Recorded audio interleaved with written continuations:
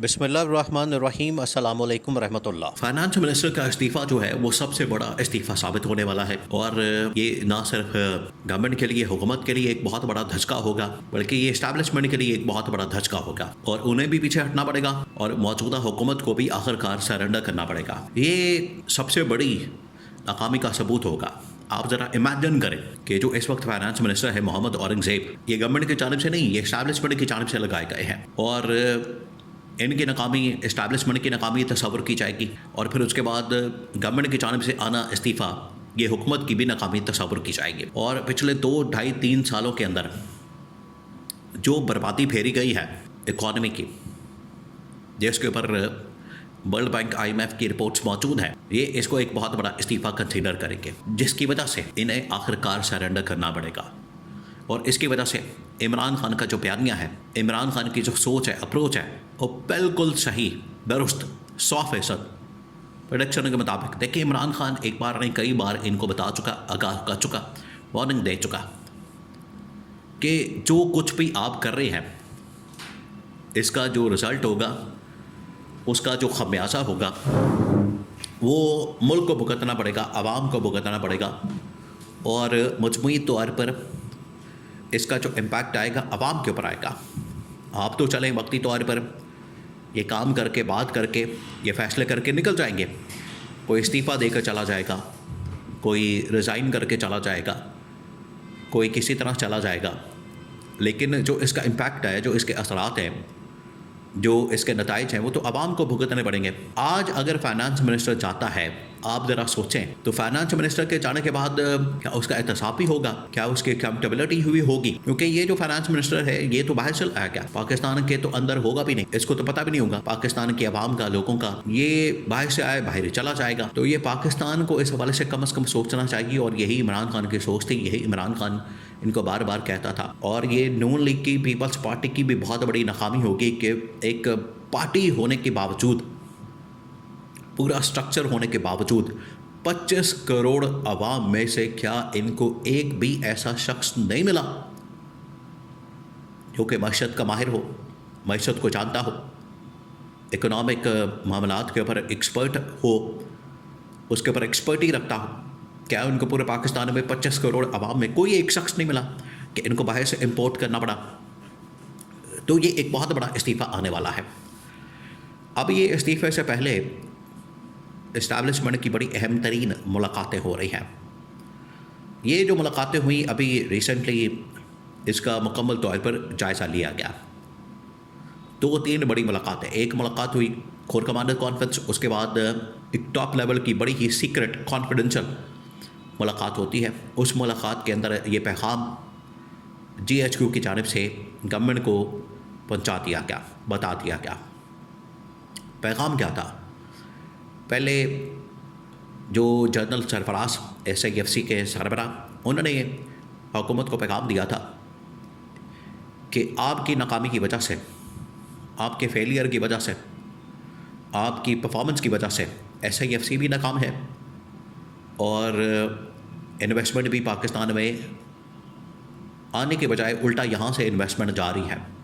इसकी नाकामी उन्होंने गवर्नमेंट के ऊपर, हुकूमत के ऊपर डाली। उसके बाद फिर एक और मीटिंग होती है GHQ के अंदर, वहाँ पर फिर पूरे सूरत हाल का जायज़ा लिया जाता है। अब 2 चीज़ें होंगी, या तो फाइनेंस मिनिस्टर के जाने के बाद नया फाइनेंस मिनिस्टर ला के वही इस्टेब्लिशमेंट ला के बिठा देगी और मुकम्मल कंट्रोल अब इस्टेब्लिशमेंट के हाथ में चला जाएगा, या फिर नून लीग को मौका दिया जाए। नून लीग की जो डिमांड है, नून लीग की जो शर्त है इस हवाले से, वो यही है कि बजाय इसके इस्टेब्लिशमेंट हमें कोई फाइनेंस मिनिस्टर दे, हम अपना इसहाक डार को वज़ीर ख़जाना लगा दें। अब इसहाक डार आपको बताएं काफ़ी ऐसे ऐसे कोशिश कर रहा है इस हवाले से, और इसको नाकाम करने के लिए, इसको फेल बनाने के लिए साजिशें करता रहता है और वो आज भी जारी है। लेकिन इस्टेब्लिशमेंट को ये बात पसंद नहीं कि अंदर खाते या आपस में सियासत करें और एक दूसरे को नाकाम करें, टांगे खींचें और उसका मलबा जो है आवाम के ऊपर, हुकूमत के ऊपर, इस्टेब्लिशमेंट के ऊपर गिरा। ये अब मसला बन गया, ये अब सूरत हाल है। तो इस्टेब्लिशमेंट इस मामले में बड़ी क्लियर है और हुकूमत को, गवर्नमेंट को जो बार बार 3 महीने की, 4 महीने की, 5 महीने की मुसलसल, अब इनफ इज इनफ हो चुका है। देखिए, आप 2 मिनट के लिए सोचें कि 2 महीने करते, 4 महीने करते, 6 महीने करते, आप ज़रा इनका लेवल चेक करें कि ख्वाजा आसिफ जो कि डिफेंस मिनिस्टर है, वो आके ये बात कर रहा है कि अगले 6 महीने में तो हम वैसे ही IMF से जान हमारी छूट जाएगी, अगले 6 महीने में हम IMF से बिल्कुल ख़त्म, अपना मामला ख़त्म कर देंगे, IMF के पास हमें जाने की ज़रूरत ही नहीं पड़ेगी, क्योंकि जो लड़ाका तैयारों के ऑर्डर है वो हमें बहुत बड़ी तादाद में मिलना शुरू हो गए हैं। और लड़ाका तैयारों ने जो कामयाबी हासिल की, देखिए लड़ाका तैयार है तो आपके है भी नहीं, वो तो यहाँ पर ठीक है उनकी असम्बलिंग होती है, असल में तो वो चाइना के लड़ाका तैयार हैं जिन्होंने ये जंग में कारकर्दगी दिखाई। ख्वाजा आसिफ पता नहीं किन चक्करों में फिर रहा, ख्वाजा आसिफ अपनी डिफेंस मिनिस्ट्री को तो चला नहीं सकता और लड़ाका तैयारों की डीलों के ऊपर बात कर रहा है। अगर इतना ही डिफेंस मिनिस्टर आप बनते हैं तो जाते लीबिया के अंदर और मुल्कों के अंदर, वहाँ पर जाके कोई एक डील करके दिखाएं, उनके साथ बैठे, मुलाकात करें, मुकमका करें, उनके साथ एक डील बनाएं। आपको तो किस खाते में नहीं रखा जाता और बातें बड़ी बड़ी की जाती हैं। तो असल जो इशू बना हुआ है पाकिस्तान में वो यही है कि गवर्नमेंट हुकूमत पिछले 3-4 सालों में इकनॉमिक कंडीशन बेहतर करने में मुकम्मल नाकाम हो चुकी है, जिसका इस्टेब्लिशमेंट को इन पर बड़ा गुस्सा, इस्टेब्लिशमेंट को इस बात के ऊपर बहुत बड़ा मसला है उनके लिए कि पैसे ना होने के बराबर है यहाँ पर। इसी वजह से NFC 18वीं तरमीम, ये 28वीं तरमीम करके 18वीं तरमीम को ख़त्म करने की बातें होती हैं। उसके पीछे जो असल इशू है वो यही है कि इस्टेब्लिशमेंट के पास अब आगे इसको चलाने के लिए, टेक्नोलॉजी हासिल करने के लिए, मामलात बेहतर करने के लिए, मज़ीद जद्दत लाने के लिए उनके पास पैसे नहीं। तो जब तक पैसे नहीं होंगे निज़ाम कैसे चलेगा?